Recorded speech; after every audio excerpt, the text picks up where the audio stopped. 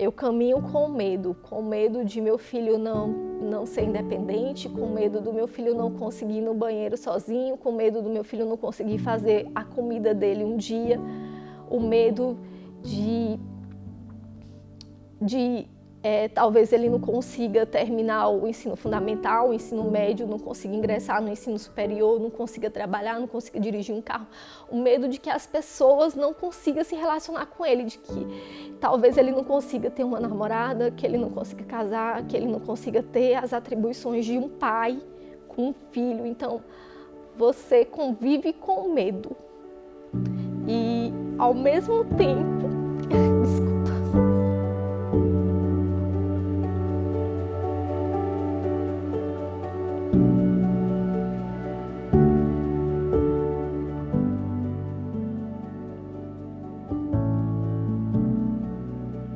Marcelo Forte, eu sou psicopedagogo, sou titular da Associação Brasileira de Psicopedagogia, Seção Pernambuco, e tenho transtorno do espectro do autismo com altas habilidades e fui diagnosticado apenas aos 35 anos e 10 meses, ou seja, tardiamente.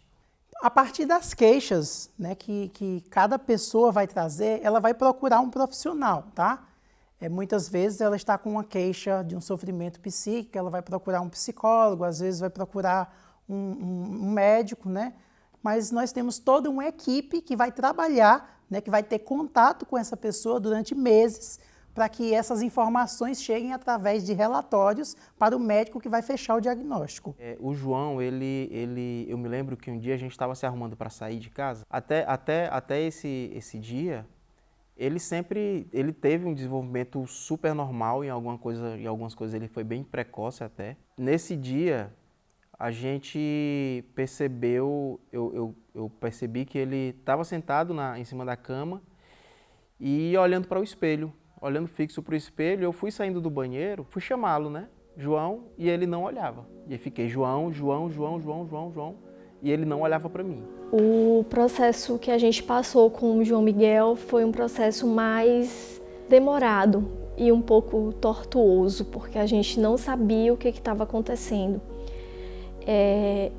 A gravidez dele foi tudo planejada e eu já tinha meio que planejado como é que seria a maternidade do João. E aí, com 1 ano e 4 meses, ele começou a apresentar alguns comportamentos que a gente não conseguia entender por que estava acontecendo.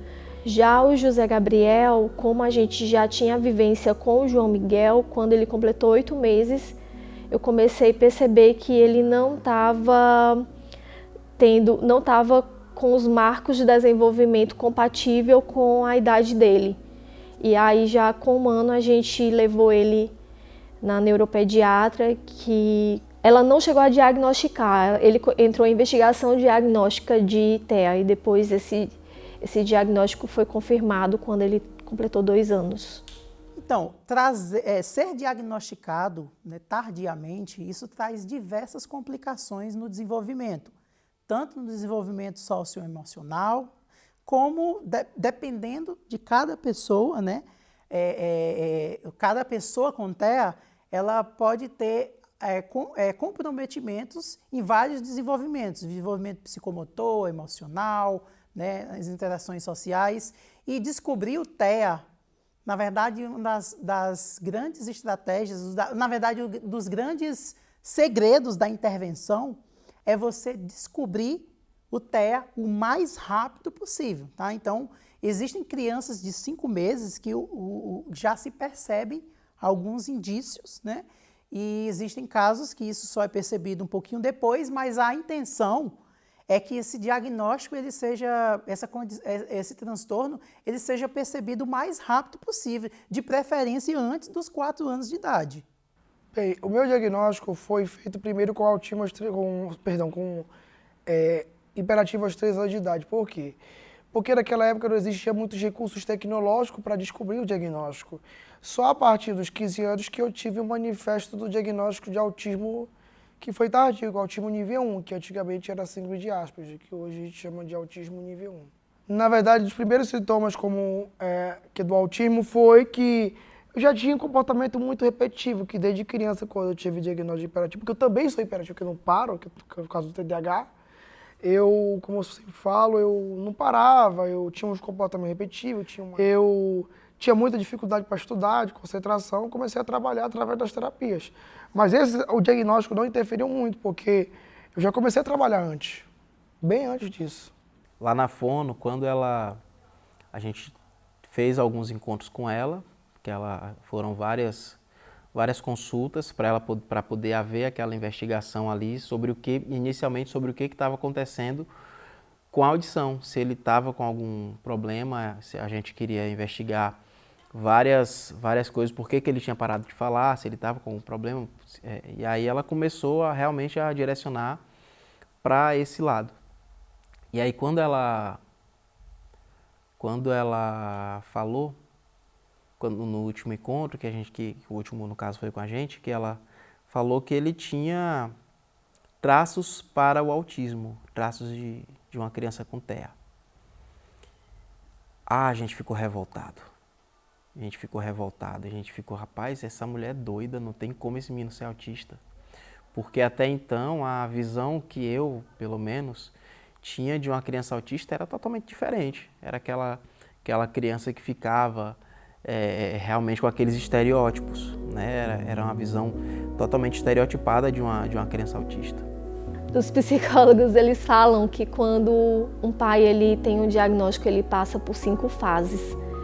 Então, é normal o pai e a mãe passar por essas 5 fases, né? Nós passamos. A primeira fase é da negação. Então, quando você tem o diagnóstico, você não quer acreditar que aquela criança ela está no espectro. Então, você se segura em alguma coisa. Alguma vez que você falou e ele olhou para você, alguma vez que você deu um alimento e ele não rejeitou, alguma vez que ele falou uma palavra, mesmo que nunca mais ele tenha falado aquela palavra. A segunda fase é a da raiva. Você sente muita raiva daquilo que está acontecendo com o seu filho, daquilo que está acontecendo com você. A terceira fase é a da barganha. Você tenta barganhar com Deus. Você diz, Senhor, você me deu esse menino, então o Senhor vai ter que curá-lo, como se aquilo fosse uma doença que pudesse ser curada. A quarta fase é da depressão, que você começa a se rever. Você começa a ver que você não é mais a mesma pessoa que você era antes do diagnóstico. Você começa a rever os seus planos que você tem para aquela criança. Você não consegue encontrar mais chão, nenhum terreno é mais seguro para você andar, porque você não sabe com o que é que você está lidando, como é que vai ser com aquela criança. Todos os livros que você leu, todas as coisas que você estudou sobre o desenvolvimento, de como é que seria, de como é que você deveria agir com aquela criança, nada do que você imaginou funciona nessa maternidade. E a quinta fase é a da aceitação, que você realmente para tudo que você está fazendo e vai para a luta. Você vai atrás de conseguir todos os recursos que aquela criança vai precisar para ter autonomia, para conseguir se relacionar, mas a sua vida toda muda e a gente tem que aceitar a mudança, tem que abraçar a mudança. É meio louco, porque mesmo depois da aceitação, a vida de um pai atípico, de uma mãe atípica, é meio que uma montanha-russa. De início, eu pelo menos, fiquei pensando, será que eu cometi algum erro? Será que eu dei algum vacilo com meu filho? Será que eu não estimulei ele suficiente para ele se tornar autista? Porque até então a ignorância bate forte. Então a gente começa a realmente tentar afastar aquele diagnóstico do nosso filho. Não tem como ele ser autista, mas ao mesmo tempo a gente fica se culpando, né? A gente fica se culpando e eu acho que é muito grave isso. Mas o que eu trabalho mais, a minha área mesmo é educação. Porque se não tem saúde, não tem um comportamento com a sociedade que possa se respeitar, a gente não tem educação. Porque tudo começa pela educação, como diz um grande patrão da educação, por exemplo, Paulo Freire. Sem ritmo não tem educação. tudo vem através da educação. E o TEA, ele ainda está sendo expandido, né? Todo esse corpo teórico aqui no Brasil, ele está sendo expandido.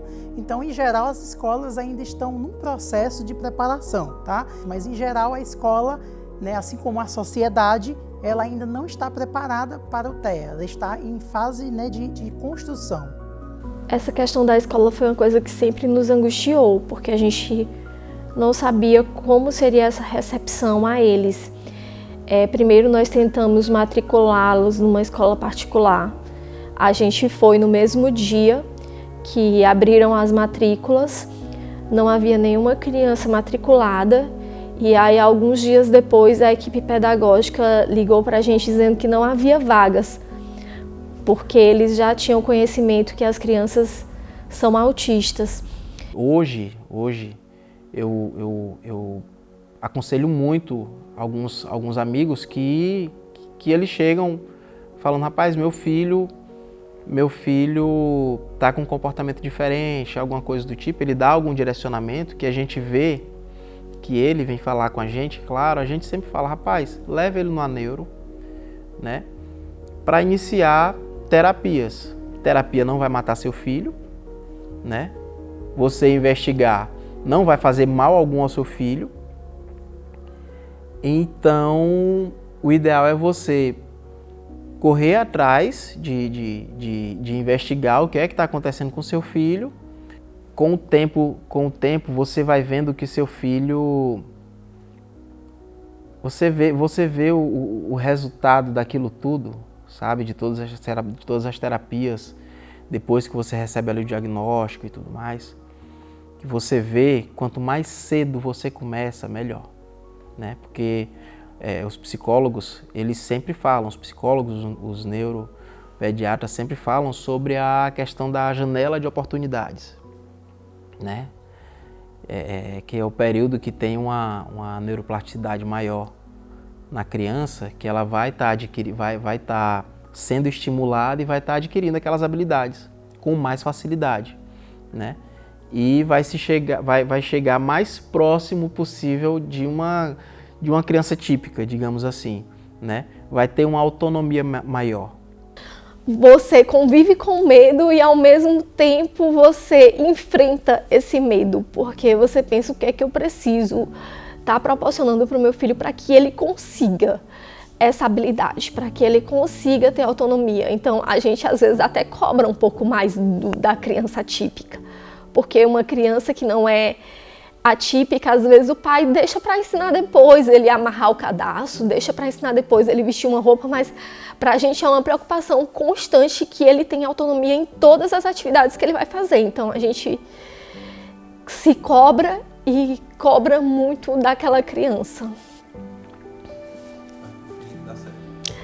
No fim, não sei se vai dar certo, mas estamos aí nessa caminhada, para dar certo. A gente tem muita fé que vai dar certo.